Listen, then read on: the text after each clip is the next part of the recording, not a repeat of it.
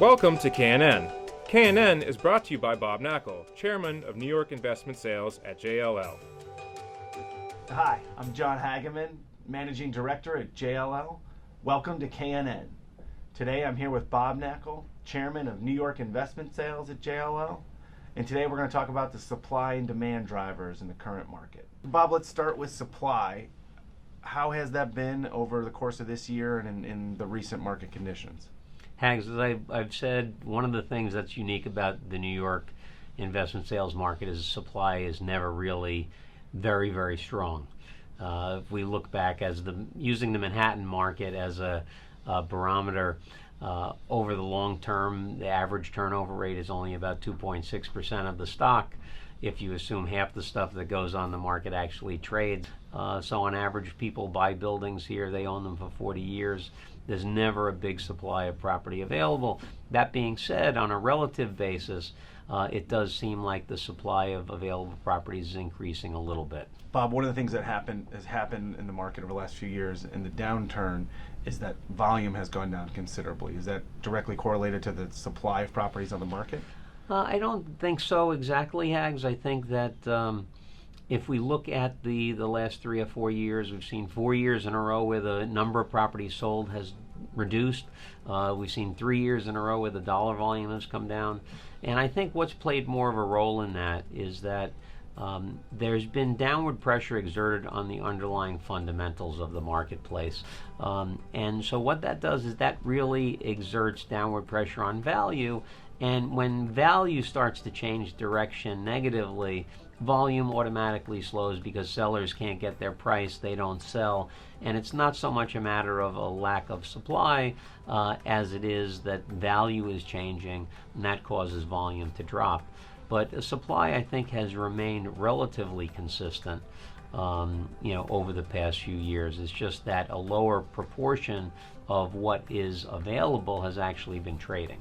Bob, there's been a lot written, and this is something that we're always asked about when we meet with clients, is the potential disappearance of foreign capital in the markets, particularly as it relates to Chinese investment in New York City. Can you opine on what we've seen? I think that probably a little too much is made of the fact that the Chinese investors are not as active as they have been in the past, particularly the Chinese institutions. If you look at the history of foreign investment in New York City, there have been wave after wave of different types of foreign investors that have been dominant in the marketplace. We had a period in the 80s where the Japanese were the primary foreign investor. We've had Germany has produced a big wave of foreign investment. Ireland has. And people don't really talk about it, but Canada has been the biggest country in terms of where that foreign capital has come from into our marketplace. But the level of investment has been fairly consistent from foreigners. If you look at JLL's research, over the past 3 years in 2015, 16, and 17, foreign capital investments, that's represented about 42% of the total investment in the market. Investment has shifted a little bit, and I think that we're still seeing high net worth individuals from overseas very, very active in the marketplace. And so, yes, the Chinese institutions are not nearly as active as they have been in the past, but that void has been filled by high net worth individuals and foreign investors from other countries that are stepping in to fill the void. Bob, one of the other things that we're consistently asked about is the performance of the dollar relative to other currencies, and if that's a driver for investment into New York. Can you talk about that for a little bit? Just because the dollar is weak, and it's normally the weak dollar that people talk about and say, well, it's so cheap for foreigners to come here and buy property. And what we're going through now is that the dollar is strengthening relatively, so maybe that's the reason why foreign buyers aren't as active. I think if we look at the weak dollar, I think that is certainly a reason why foreign investors would come here to buy homes, to buy condominiums, single-family residences, because on a relative basis, it's inexpensive to buy.